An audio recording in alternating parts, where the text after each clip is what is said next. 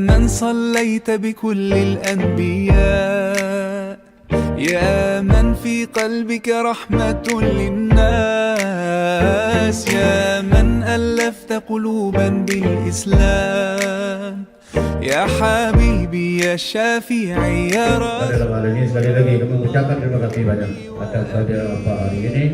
Mudah-mudahan Bapak bertemu oleh Allah Subhanahu Wa Taala dan selalu dalam pertolongan Allah dalam jalankan tugas sehari-hari. حبيبي يا محمد أتيت بالسلام والهدى محمد، حبيبي يا محمد يا رحمة للعالمين يا محمد، يا من حليت حياتنا بالإيمان،